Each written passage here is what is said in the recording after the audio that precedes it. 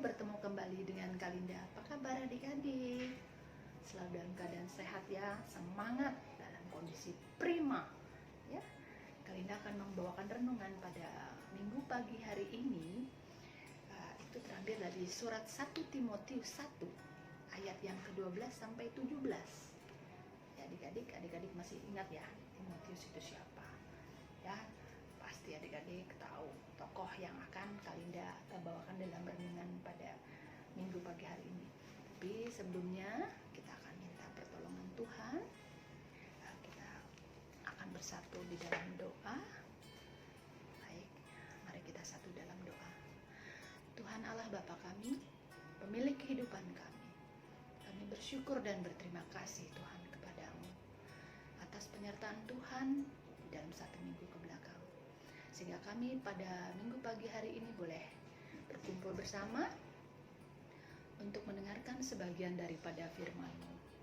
Ya Bapa, biarlah firman-Mu ini Tuhan boleh menjadi rema dalam kehidupan kami, sehingga kami juga boleh menjalaninya di dalam kehidupan kami sehari-hari.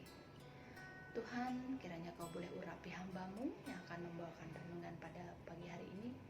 Biarlah Tuhan, hamba-Mu ini boleh menyampaikannya sesuai dengan kehendak-Mu saja ya Bapa.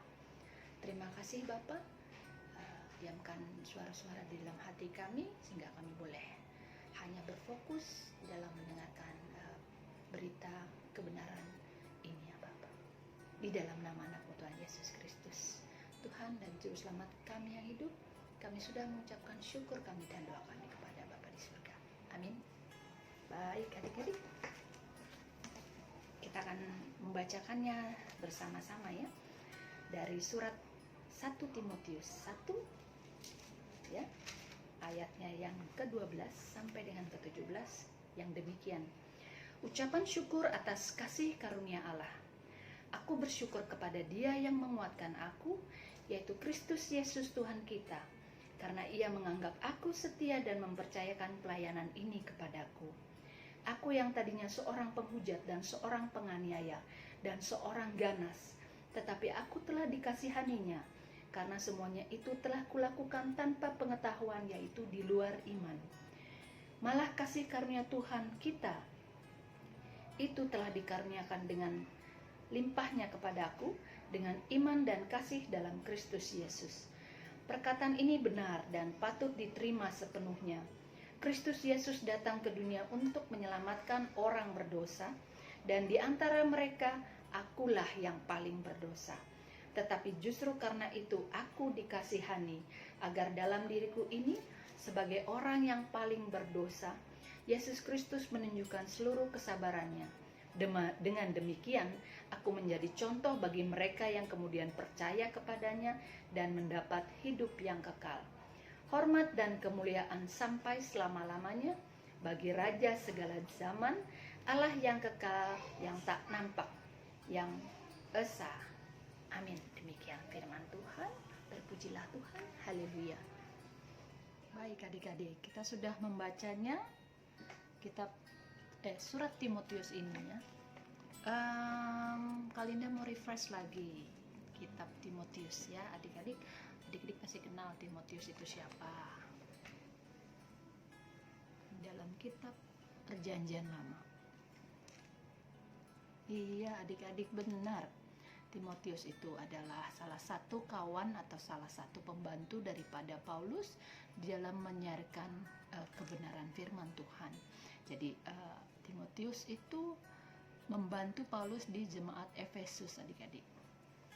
Adik-adik tahu ya, Timotius itu dari mulai dia usia dini sudah mengenal firman Tuhan. Adik-adik tahu siapa nenek dan ibunya yang selalu membimbing Timotius. Tapi Kalinda juga mau memberikan satu gambaran di sini. Di dalam renungan pada pagi hari ini kita ada di dalam surat Timotius, tapi di dalam ayat 12 sampai dengan 17 ini kita lebih membicarakan mengenai Paulus. Baik adik-adik, adik-adik pasti mengenal juga Paulus itu siapa. Paulus berguru pada Gamaliel. Paulus juga adalah seorang yang bisa dikatakan rasul terbesar ya, kalau adik-adik mengikuti renungan Kalinda dalam minggu-minggu sebelumnya. Kalinda selalu memberikan sedikit clue siapakah Paulus. Ya, adik-adik mengenal Paulus itu dahulunya adalah bukan seorang yang baik. Paulus itu adalah salah satu pemburu, salah satu penganiaya orang-orang Kristen pada zamannya. Tapi kalau adik-adik lihat lagi, bagaimana Paulus bisa 180 derajat berubah dari orang yang paling berdosa menjadi seorang rasul terbesar yang menyiarkan kabar kebenaran, menyiarkan ajaran Kristus di beberapa jemaat-jemaat terbesar. Kalau Kalinda bisa refresh lagi, minggu lalu Kalinda bilang 12 kota atau jemaat di Asia Kecil itu banyak sekali ya, dan banyak juga tantangan dan rintangan yang Paulus hadapi. Jadi karunia Tuhan itu tidak tertuju kepada orang-orang yang memang sempurna. Kalinda sudah berikan beberapa ilustrasi ya pada minggu-minggu sebelumnya, bagaimana Musa yang tidak sempurna, bagaimana Paulus juga tidak sempurna, bagaimana Tuhan bisa menyempurnakan mereka. Kita baca yuk kitab ayat yang ke-12 ya. Adik-adik, Kalinda pakai ini deh, kekecilan soalnya. Ayat yang ke-12 ya, adik-adik. Bagaimana aku bersyukur kepada Dia yang menguatkan aku, yaitu Kristus Yesus Tuhan kita, karena Ia menganggap aku setia dan mempercayakan pelayanannya kepadaku. Ya. Ucapan syukur Paulus, adik-adik. Bagaimana Kristus Yesus percaya kepada Paulus, bahwa Paulus diberikan mandat, diberikan kepercayaan untuk melayani jemaat-jemaat Tuhan di beberapa kota besar di Asia Kecil. Bagaimana Paulus mendedikasikan seluruh hidupnya untuk pelayanan, termasuk salah satu di dalam rekan pelayanannya, yaitu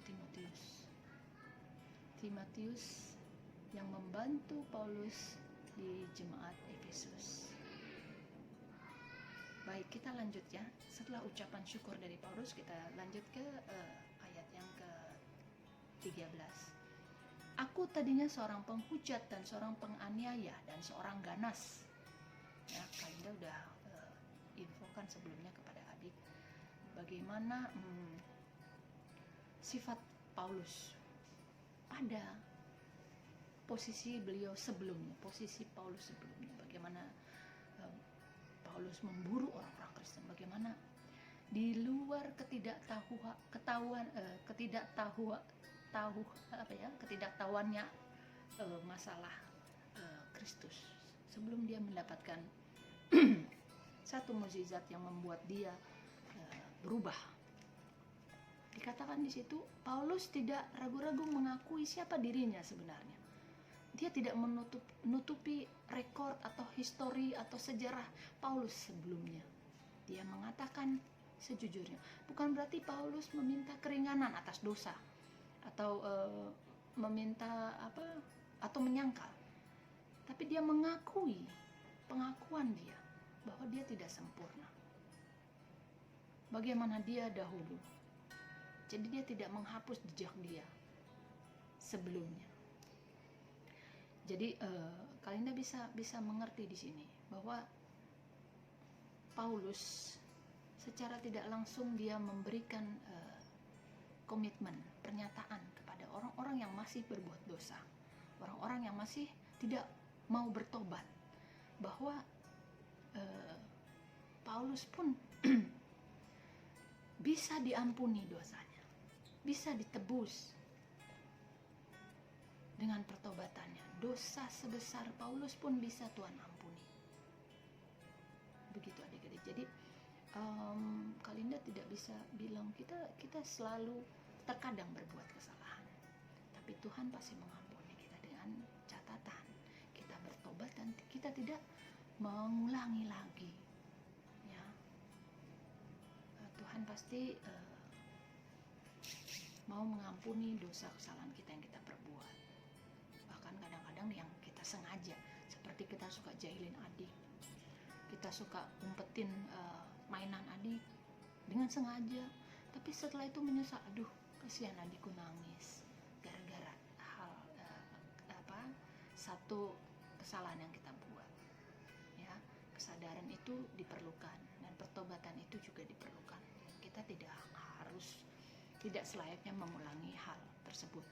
Baik, kita akan membacakan ayat yang ke-14, 15 ya. Malah kasih karunia Tuhan kita telah dikaruniakan dengan limpahnya kepadaku dengan iman, dengan kasih dalam Kristus Yesus. Perkataan ini benar dan patut diterima sepenuhnya. Kristus Yesus datang ke dunia untuk menyelamatkan orang berdosa, dan di antara mereka akulah yang paling berdosa. Itu Paulus menyatakan itu. Bagaimana teladan Tuhan, anugerah Tuhan yang didapat oleh Paulus. Bagaimana dia mendapatkan kasih karunia Tuhan.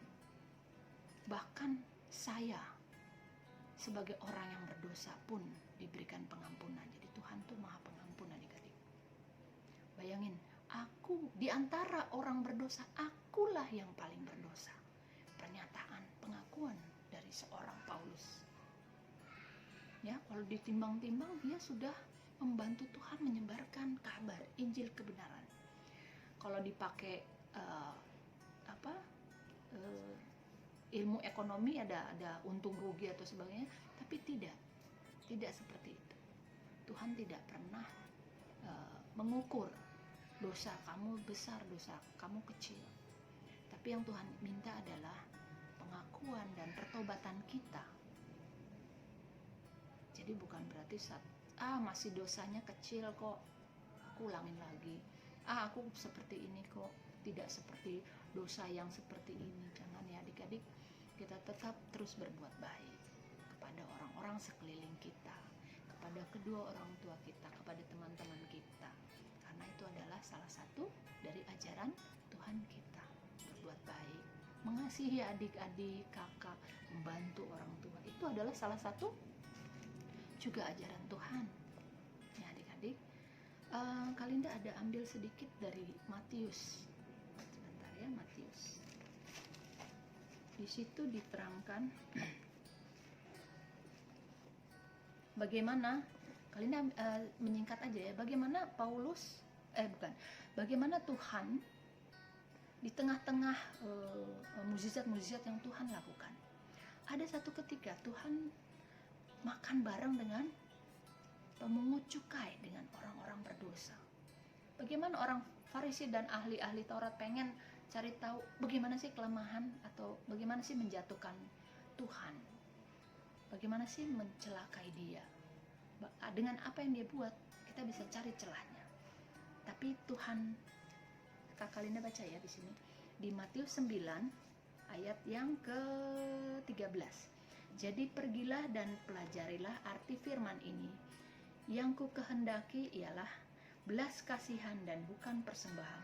Karena aku datang bukan untuk memanggil orang benar, melainkan orang berdosa. Sama seperti yang sudah Paulus bilang. Tuhan datang untuk mengampuni orang yang berdosa. Ya, Tuhan datang dengan sukarela, menukar dirinya menjadi sehakikat dengan kita manusia untuk menebus dosa kita.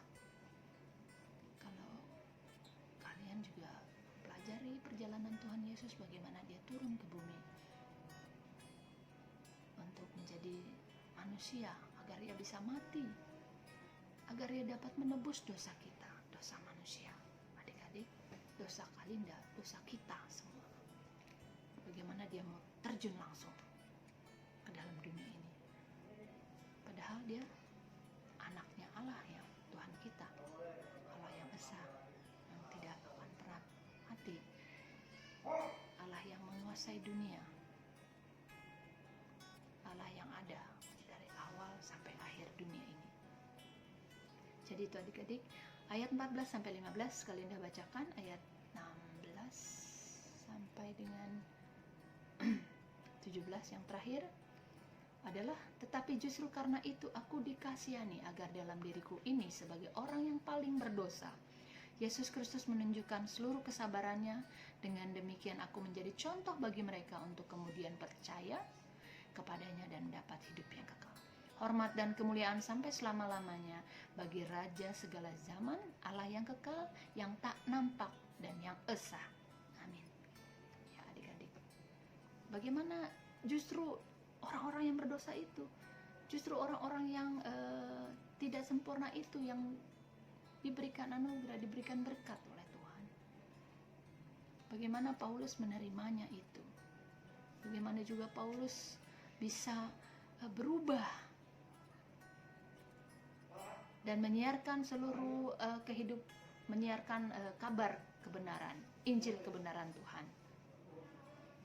Bagaimana ia menjadi contoh untuk orang-orang yang berdosa, untuk orang-orang seperti Kalinda, orang-orang seperti yang lainnya, yang terkadang lalai, dan kadang Kalinda juga berbuat dosa. Tapi Kalinda memohon pengampunan, Kalinda bertobat. Itu juga yang Kalinda ingin adik-adik lakukan itu.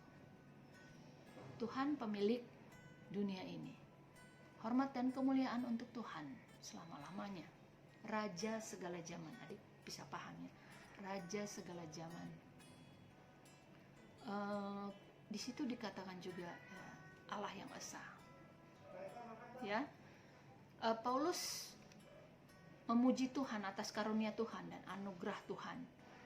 Ia menyebutkan Tuhan ada di dalam segala zaman. Tuhan seperti time tunnel ya, bisa di zaman dahulu, bisa di zaman sekarang, dan bisa di zaman yang akan datang. Dan ia kekal, ia tidak tampak oleh kita, tapi kita merasakan kehadirannya melalui doa-doa kita, melalui berkat-berkat yang tercurah kepada kita setiap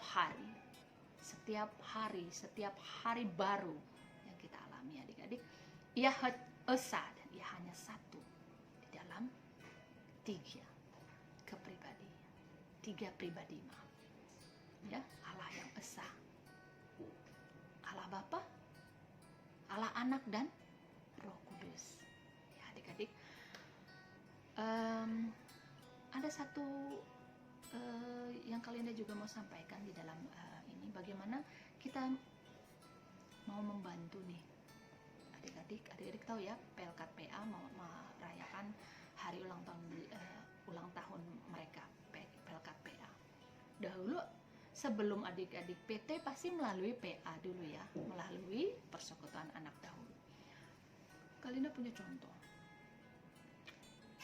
Ada anak-anak PA ya, kayak Sarah, kayak Oli, kalau nyanyi kingkong badannya besar tapi aneh kakinya pendek, mereka suka cita, mereka senang, gembira, semangat. Adik-adik sudah melalui tahap itu. Tapi kalau adik-adik disuruh untuk nyanyi itu dengan usia adik-adik yang sudah terunang, rasanya gimana? Kingkong badannya besar, kayak aduh, bukan levelan aku lagi deh, bukan cocokan aku lagi, aduh kenapa aku harus nyanyi itu ya. Adik-adik bisa interpretasikan, bisa